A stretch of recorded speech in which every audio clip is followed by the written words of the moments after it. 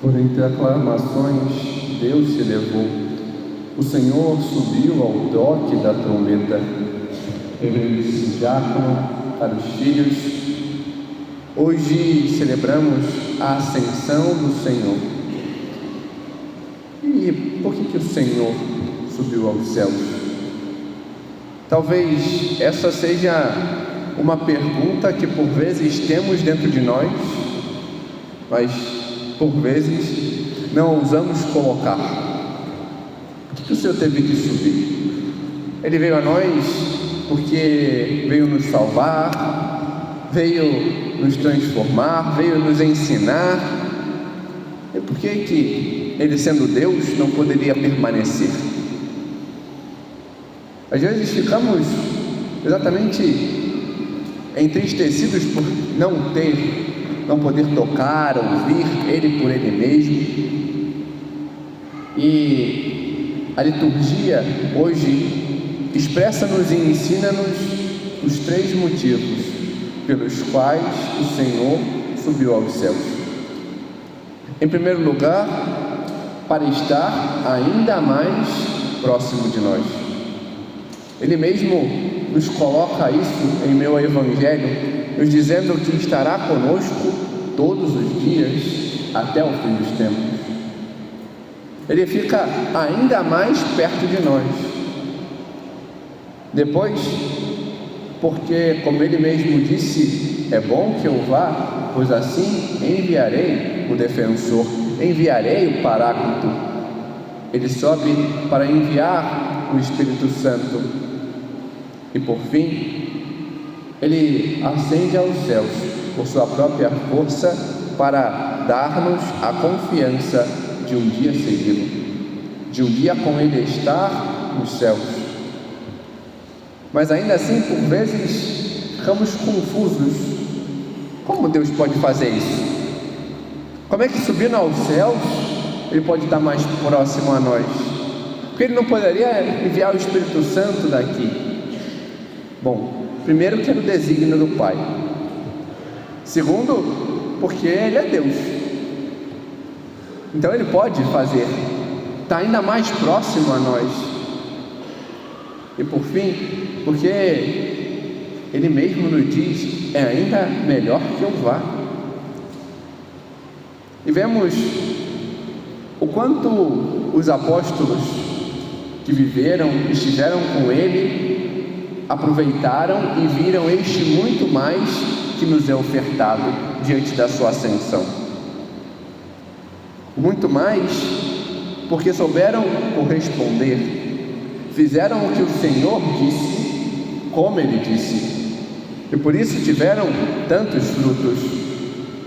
Eles souberam experienciá-lo durante o tempo que aqui esteve. Vemos em cada aparição do Senhor o modo como os apóstolos buscam estar com Ele. Os 40 dias aos quais o Senhor a eles aparece. E mais, eles souberam ouvir e fazer. Quando vemos logo após a ressurreição, a primeira mensagem que o Senhor avisa e manda anunciar aos apóstolos é que estará e precederá na Galileia. E eles vão para lá. Fazem esta experiência no local aonde tiveram o primeiro encontro. Entendem de onde eram, corresponde, veem o que são. Tem esta experiência. Mas como vemos hoje, em meio à primeira leitura, não se afastei de Jerusalém, eles vão para lá, eles retornam novamente ao local do cenáculo, novamente ao local onde o Senhor celebrou a última ceia, onde tiveram este contemplar o Senhor que se entrega ali, retornam para poder novamente experienciar, para poder ali se preparar para a grande festa dos frutos. Pentecostes é uma festa também judaica, a festa das tendas, ou dos frutos, ou da colheita.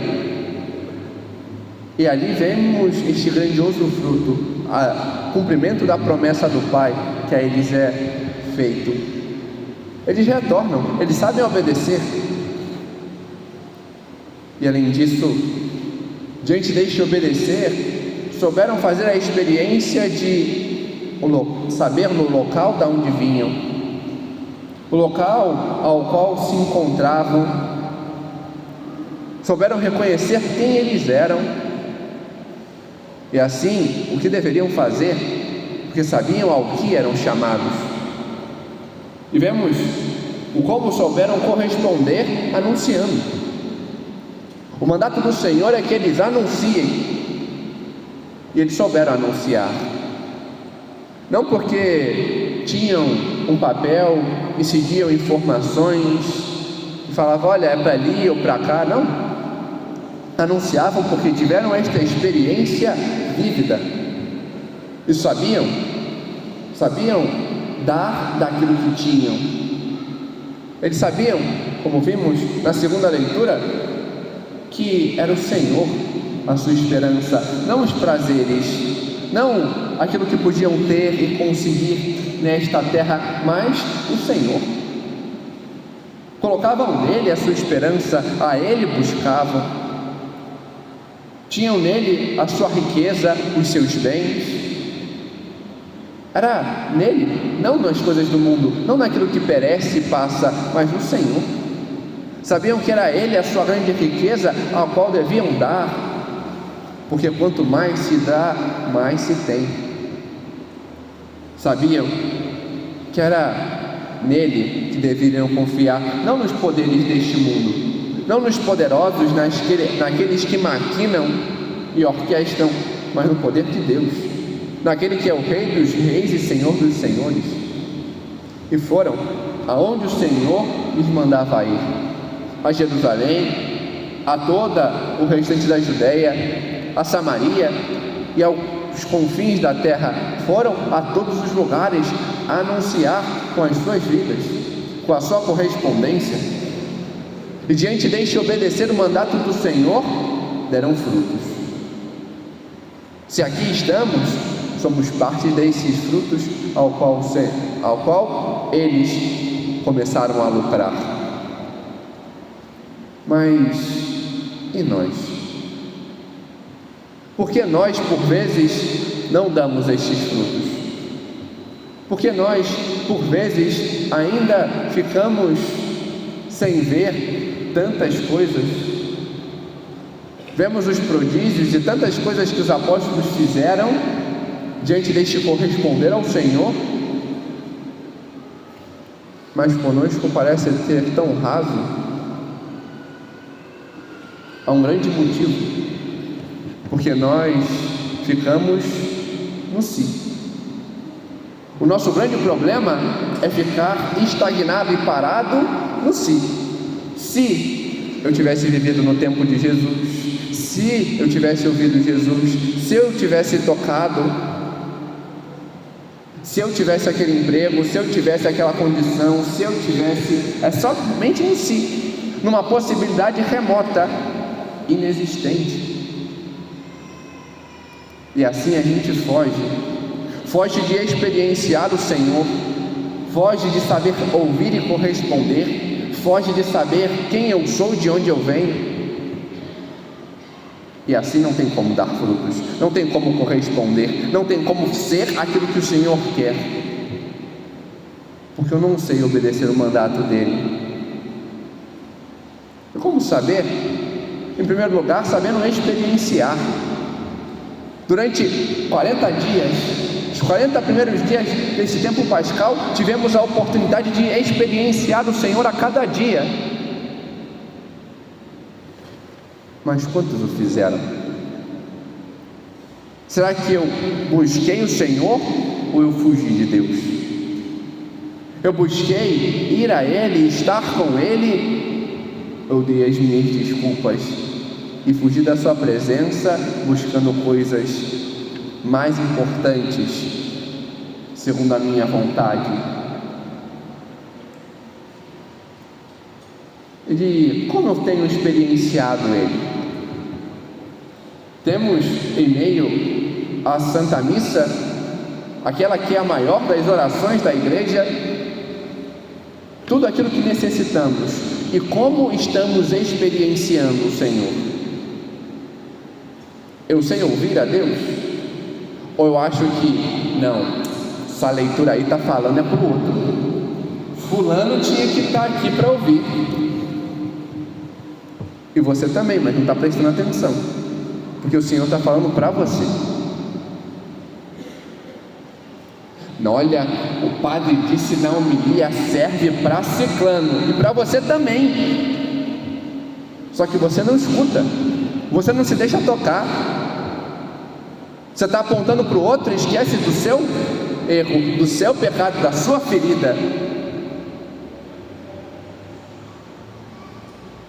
Quando nós não sabemos ouvir e ficamos só fulano, ciclano, apontando para o outro,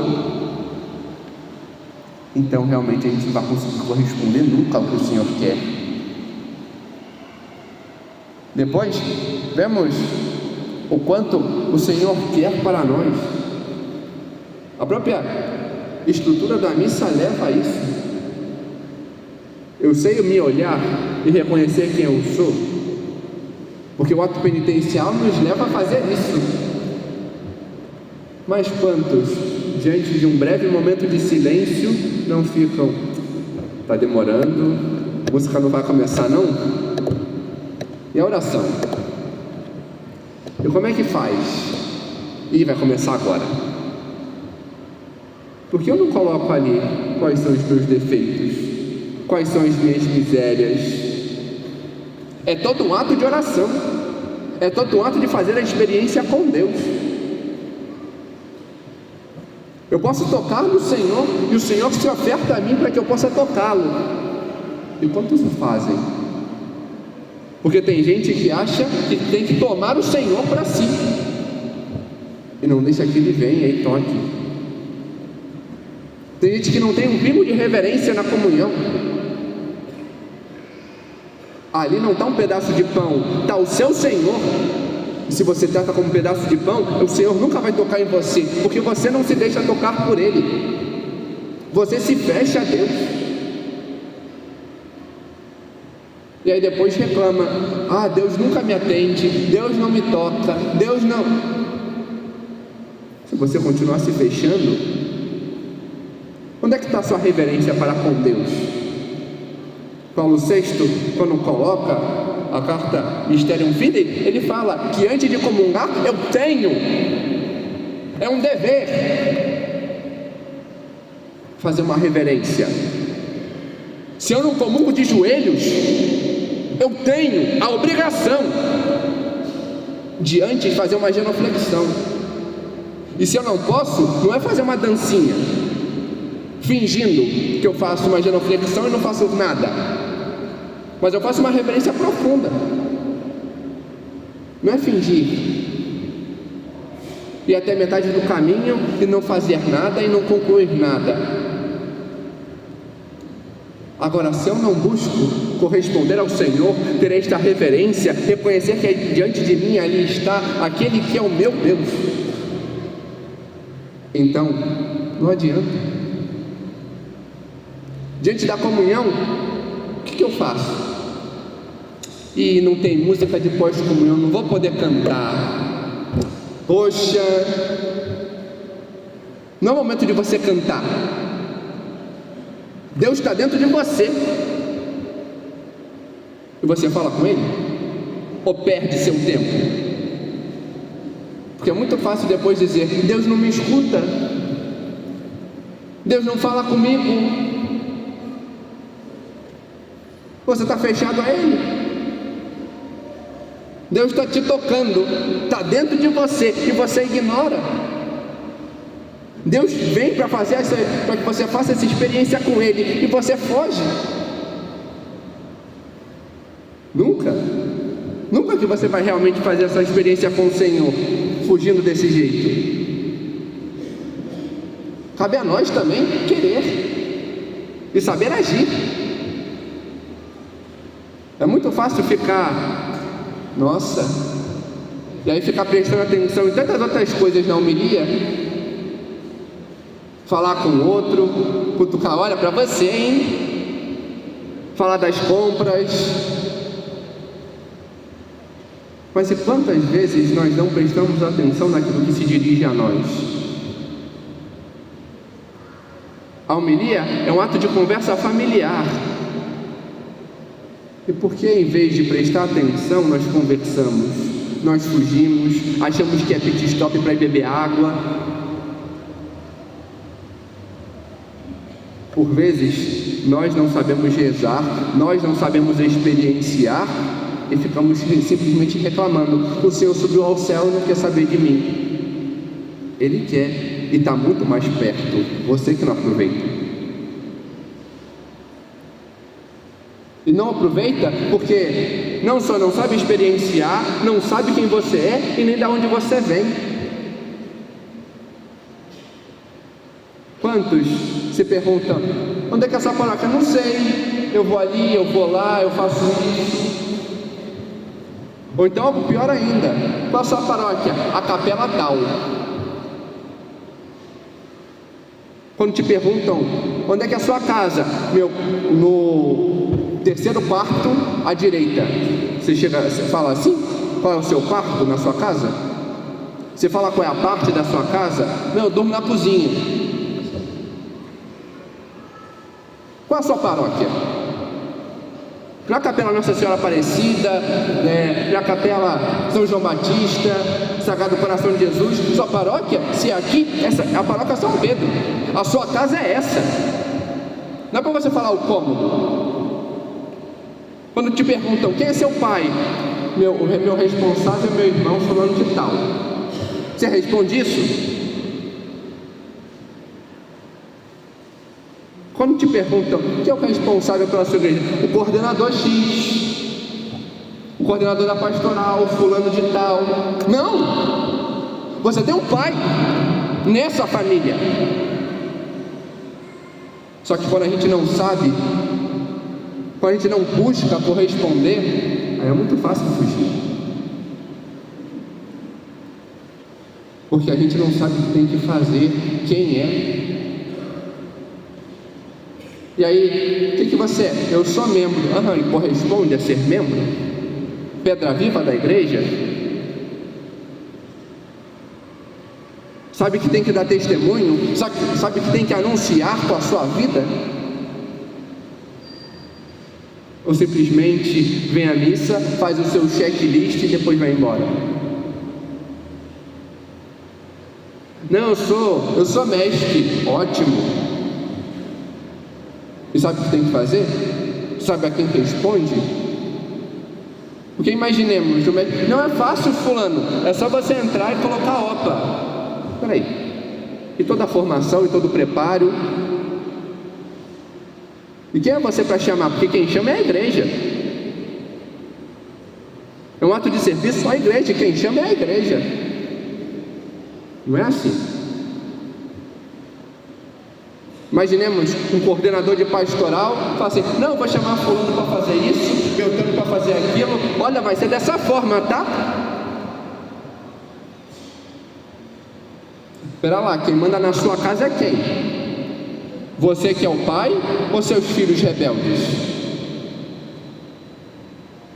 Quando numa casa quem manda é os filhos, a bagunça está armada. Porque eu não sei o que eu tenho que fazer. Eu faço do jeito que eu quero. Do mesmo modo na igreja. Quem são os coordenadores? Filhos mais velhos, que tem que obedecer também. Ele transmite aquilo que os pais dizem. Tem que saber ser correspondente, porque senão não dão frutos. Ao contrário, ao invés de chamar, dispersam. Ao invés de testemunhar, dão contra-testemunho e afastam, ferem. E em vez de fazer aquilo que o Senhor diz, fazem justamente o contrário. Hoje somos chamados a ser diferentes. O Senhor sobe aos céus para estar ainda mais conosco, para nos renovar e para que possamos dar os frutos que Ele quer. que saibamos corresponder à sua vontade e ao seu querer, testemunhando de verdade. Ele sobe aos céus, por sua própria força, se senta no trono, porque é Rei dos reis e Senhor dos senhores. Mas quis que ao seu lado tivesse aquela que em tudo soube ouvir e corresponder à sua vontade. Ela é assunta aos céus, e ali está, como rainha, senhora, mãe e advogada nossa, a Virgem Maria. E ela, tendo testemunhado e correspondido, nos ensina também a fazê-lo. Que saibamos nos abrir a esta nossa mãe, para podermos ser correspondentes à vontade de Deus. Amém. Glória ao Pai, e ao Filho, e ao Espírito Santo,